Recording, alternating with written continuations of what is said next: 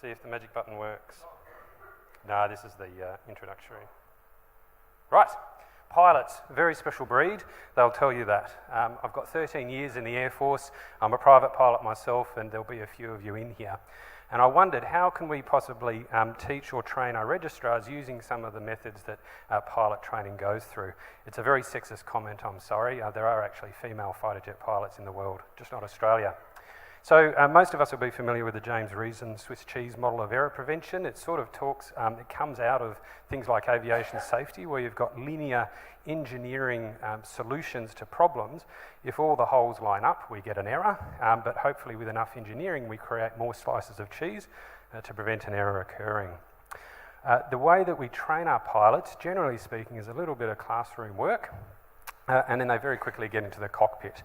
And incrementally, they are challenged with more and more challenging things, just flying straight and level at first, and then by the end of it, they're learning how to land the plane and deal with emergencies. So it's an incremental introduction to challenges, and by the end of it, they might be able to fly this. This is actually a NASA space shuttle. But again, it's still got two pilots in there, and they're able to understand each of those systems and deal with each of those buttons and know what every single one of them does. And the pilots are trained to do that. Perhaps as GPs, we're already flying space shuttles. Registrars are thrust into situations very quickly. One of the principles of aviation training and what we're trying to do for pilots is get them to use checklists. There's a checklist for everything, from a wheel fell off to a hijacker to a lights flashing and I don't know what it means. Pilots are trained to reach for the checklist every time there's something either routine or something out of the ordinary. Simulators are a very important part of pilot training, not in the early private pilots, but certainly for our fighter pilots and for our airline pilots. Simulators are an opportunity to challenge the pilot with a rare event. So things that might never ever happen, they can actually throw at them in a simulator to make sure they actually know how to do that. Part of that pilot training and the use of simulators is based on, this is a Wozniak projected forgetting curve, that concept that the further you are away from learning a new item, the more likely you are to forget it. With regular reminders or regular challenges in the simulator, we hope to keep them up at that high level. And for pilots in particular, it's about challenging them with rare things. When it goes well, the pilot actually landed the plane of that Aloha plane where the top flew off, and they only lost a couple of people. That Qantas engine that blew was an amazing challenge. If you actually read the book, there were so many system failures from that one explosion, but their checklist worked, and they're actually able to bring that plane to land. This is where checklists don't work. This was where the AirAsia, the pilots, saw a flashing light. They saw the engineers just rebooted the computer on the ground, so they thought they'd do the same in the air. Unfortunately, when they rebooted the computer, it took the autopilot off. They didn't know how to deal with it, and while they were still trying to fiddle with the sticks, the plane crashed and killed everybody on board. This was the recent one in Dubai. The plane was coming into land all quite nicely. The plane hit the ground, but it was a little bit too hard and it bounced. The pilot did exactly what they're supposed to do. They pressed the take off go around button, which means full throttles. And so the pilot pressed that button, pulled the stick back to take off. Computer said, no, actually my wheels are on the ground. You can't be using the engines, we'll turn that off.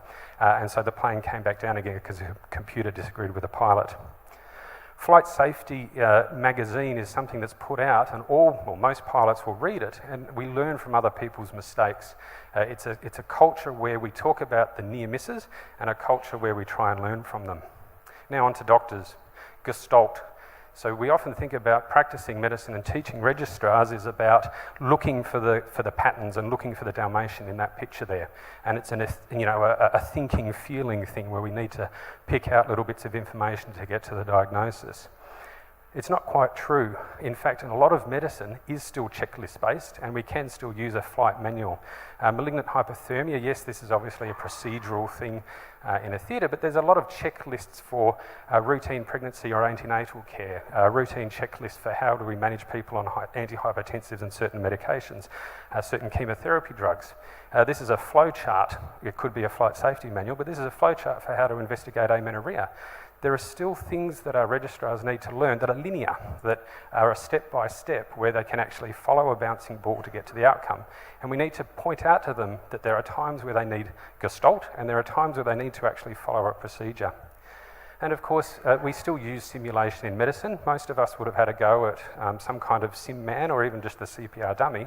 We were practicing with simulators. So we're already doing this with our GP registrars. and with doctors to enhance and practice rare skills that they don't need to use very often. Whew, catch my breath. The other parts that we want to teach the registrars is this all this other feeling. How do we do the consult well? Thankfully, pilots don't normally get asked about how well they felt about their flying and whether they empathised with their passengers in the back. But this is still something that we need to teach our registrars. But we've got to remember that it can be actually a bit overwhelming. If we're trying to feed in from the first day of their GP registrar that they've got to be kind, empathetic, patient, warm, they've got to remember the checklist, we're overwhelming them. So perhaps like pilots, we should actually incrementally increase the kind of information and the skills that they want to achieve. Don't load them up with that first consult, you have to do everything. Because what happens is if we keep trying to burden them with this is what you need to do for every 65-year-old patient that walks in, they're going to get a bit overwhelmed, a bit task-focused, and actually miss the fact that the guy's got arrows through their chest. So it's important that we build these things up, similar to what we do in pilot training. When everything works, this happens. The movie's about to be released. It is amazing the way he was able to take a never-ever event, both engines out on a 2-engine plane, doesn't happen, and actually pick the right place on the Hudson to not hit anything else, and every single person survived it really was a miracle on the Hudson. That's what we want our GP registrars to end up being. Now, I believe in revalidation. I know that when I fly on my Qantas plane home tomorrow, that my pilot has been checked within the last 6 months of all of these dramatic emergencies that he or she is going to be able to land the plane if an engine goes out. If my wife goes into a GP surgery today or calls an after-hours doctor, what's the reassurance that I've got that GP is actually going to be able to pick up the rare things that occur and actually provide good care? So I do think we need to look at revalidation. What it looks like, we need to be very careful. But like pilots, I think we need to look at revalidation for our doctors. I think that's letting me stay on because I'm finished.